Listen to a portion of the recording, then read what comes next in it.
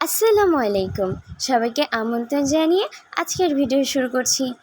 আজ তোমাদের সাথে শেয়ার করছি নানু বাড়িতে গিয়ে আম পাড়া হয়েছিল সেই ভিডিওটা।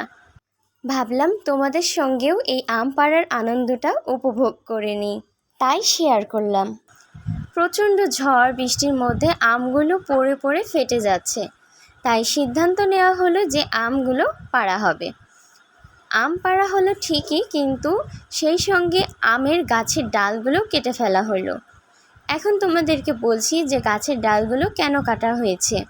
গাছটা অনেকটাই লম্বা হয়ে গেছে, একদমই মগ ডালে আম চলে গেছে, সেই জন্য গাছের ডালগুলো কেটে আম পাড়া হয়েছে। তোমরা তো সকলেই জানো যে গাছের ডালপালা ছেঁটে দিলে কিন্তু গাছটা আরও বড় হয়, সেই সঙ্গে গাছের ডালপালা খুব শীঘ্রই বড় হতে থাকে। আর আমাদের আম গাছ কিন্তু একটা নয়, বেশ অনেকগুলো আম গাছ রয়েছে বাগানে।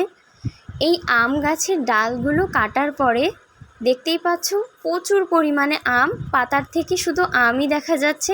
আর আমের সাইজগুলোও কিন্তু বেশ বড়।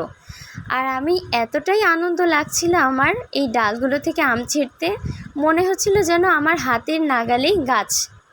এতটা ভালো লাগছিল। জীবনের প্রথম আমি এভাবে আম কুড়িয়েছি, আমার কাছে খুবই ভালো লেগেছে। তোমরা কখনো আম কুড়িয়েছো কিনা কমেন্টসে জানিও। আম পাড়ার পরিমাণ বলতে গেলে 100 কেজির মতো হয়েছে। আর গাছেও কিন্তু এখনও অনেক আম রয়েছে। আগেই বলেছি আমের সাইজ কিন্তু বেশ বড়, দুইটা আমই কিন্তু 1 কেজি হয়ে গেছে।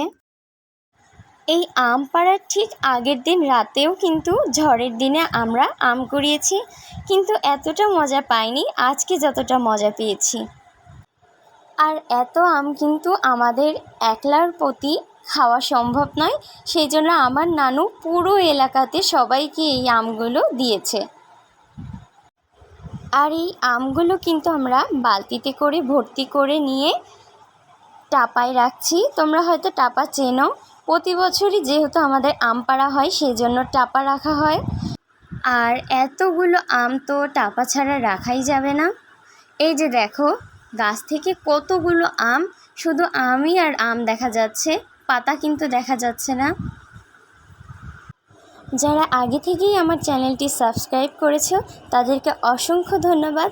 আর যারা সাবস্ক্রাইব করোনি এখনই সাবস্ক্রাইব করে পাশে থেকো।